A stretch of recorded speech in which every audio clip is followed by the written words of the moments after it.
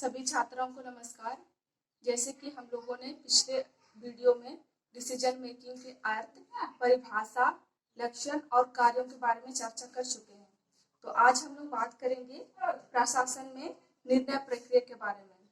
तो Herbert Simon ने निर्णय प्रक्रिया को 3 चरणों में बांटा है, जिसमें पहला स्तर है अन्वेषण करना या एक्शिप करना, जिसमें यह बताया जाता है कि कब और कहाँ पे निर्णय लेना जरूरी होता है।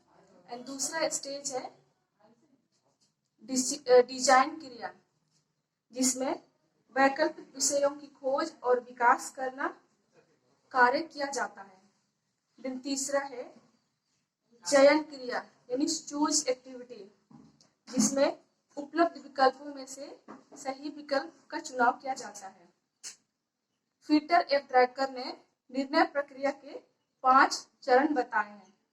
इसी प्रकार न्यूमैन, समर, वारेन ने निर्णय प्रक्रिया के 4 लक्षण बताए हैं।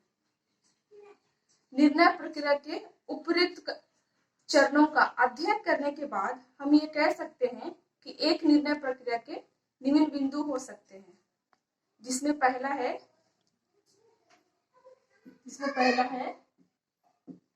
उद्देश्यों का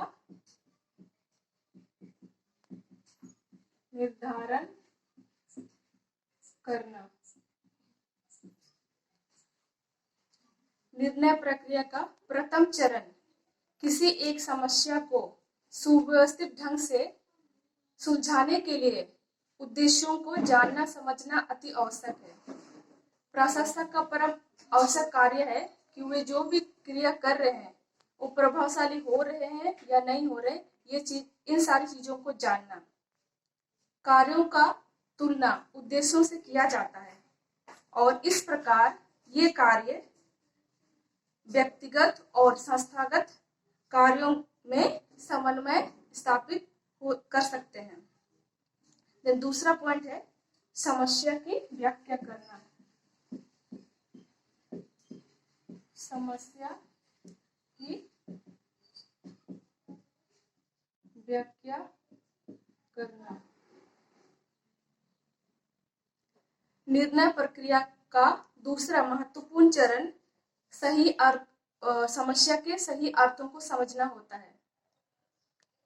दूसरे शब्द में हम कह सकते हैं कि इसमें प्रशासक को सबसे पहले वास्तविक समस्या के बारे में जानना है। समस्या का सही अर्थों को समझने के बाद क्या होता है कि हम समस्या का समाधान इजीली रूप से कर सकते हैं। आजकल वर्तमान में देखें तो जितने भी प्रशासक हैं वे बिना सोचे समझे निर्णय कर लेते हैं, बिना विचार विमर्श किए निर्णय कर लेते हैं।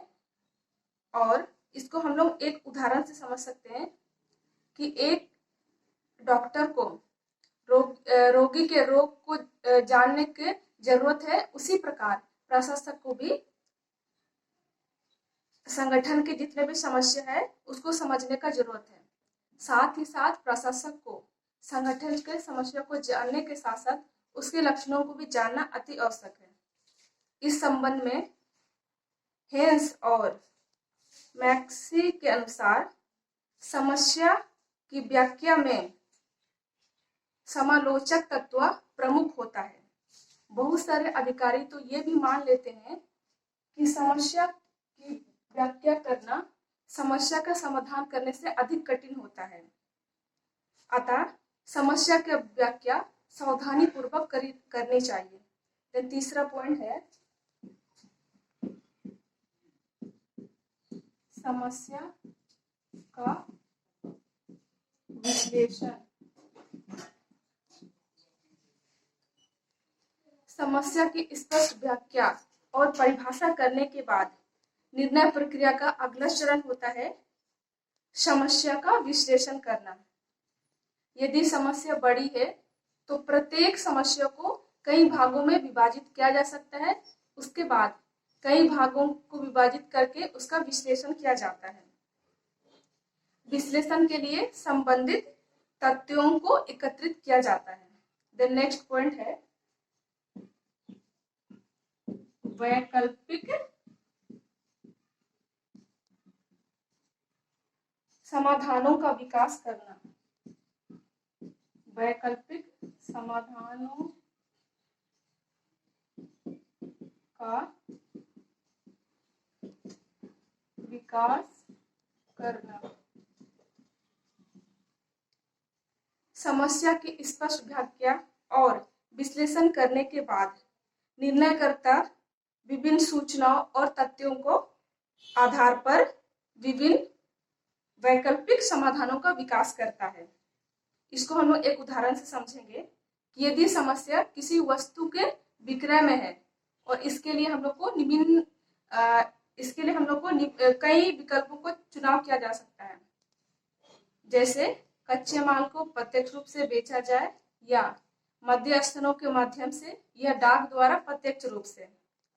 सही निर्णय के लिए वैकल्पिक समाधानों का विकास करना आवश्यक होता है।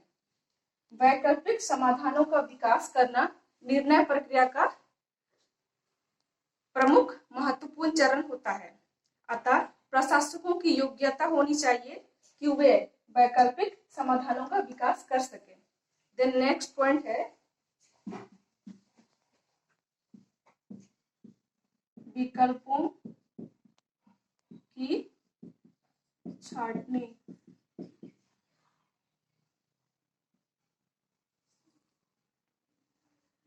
विभिन्न वैकल्पिक समाधानों का विकास करने के बाद इन विकल्पों का निर्णय करने की दृष्टि से मूल्यांकन करना जरूरी है।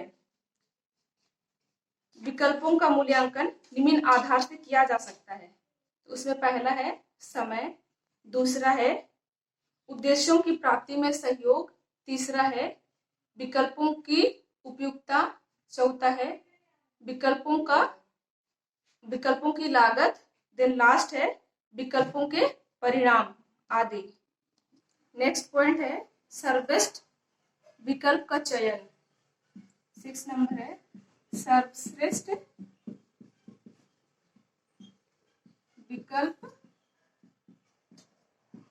का चयन।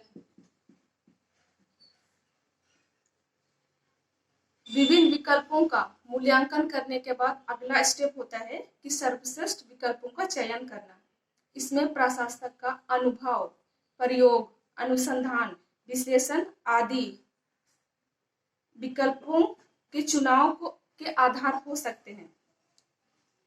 अंतिम निर्णय लेने के लिए प्रशासक को अनेक बातों से प्रभावित होना पड़ता है, लेकिन इसका अनुभव ही महत्वपूर्ण होता है।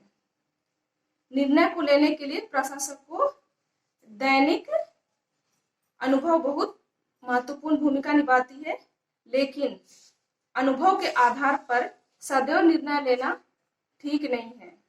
द नेक्स्ट पॉइंट है निर्णयों का क्रियान्वयन।